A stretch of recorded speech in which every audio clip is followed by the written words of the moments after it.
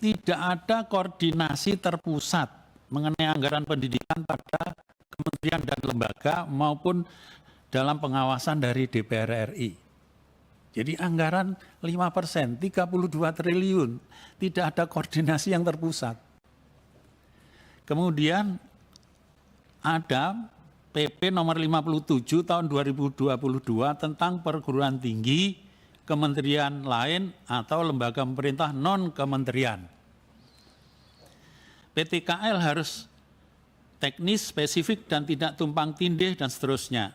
Ini yang kedua, standar biaya PTKL harus mengikuti standar biaya Kemendikbudristek. Tetapi Kemendikbudristek tidak punya kemampuan untuk melakukan koordinasi.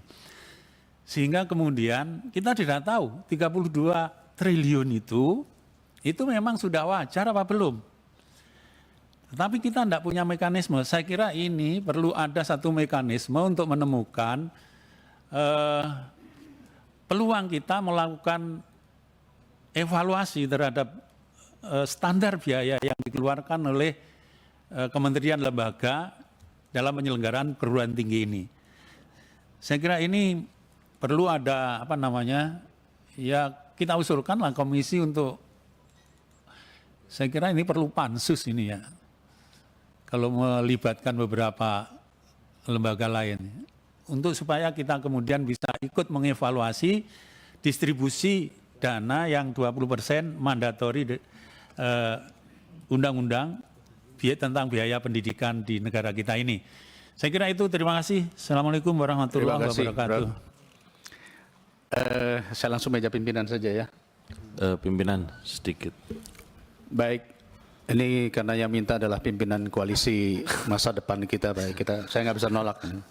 Silakan Pak calon Menteri Pendidikan. Aduh ampun. Assalamualaikum warahmatullahi wabarakatuh. Yang saya hormati pimpinan dan anggota Komisi 10, Pak Menteri dan seluruh jajarannya.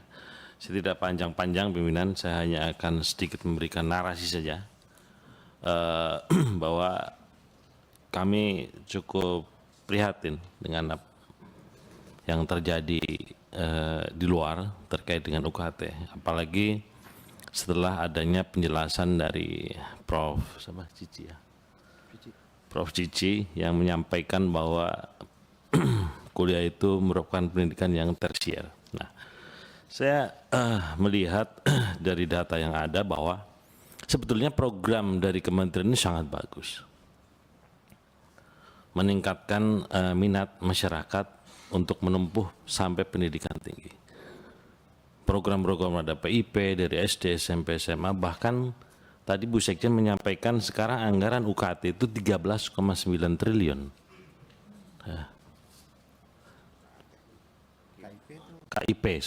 KIP. Ya. 13,9 naik terus dari 2020 sampai dengan sekarang. Tetapi kemudian masih dianggap sebagai tersier. Nah, ini menurut saya kontraproduktif dengan apa yang menjadi keinginan kita bersama. Jadi kalau kita lihat bahwa lulusan SMA kita sudah cukup tinggi, kalau kemudian kita sambung dengan KIPK ini akan menjadi sangat bagus. Kita termasuk negara di ASEAN nomor 5 kalau tidak salah yang punya persentase pendidikan tingginya itu masih nomor 5 di ASEAN. Artinya apa? Bahwa ini sudah tidak mungkin lagi kita kemudian menganggap bahwa pendidikan tinggi ini adalah sebuah pilihan. Ya, itu satu. Kedua,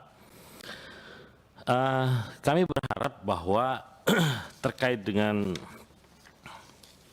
tadi disampaikan teman-teman banyak, tetapi saya ingin menyampaikan berarti betul bahwa surat Permendikbud nomor 2 itu karena mendapat persetujuan dari kementerian, baru kemudian PTNBH ini berani melaksanakan.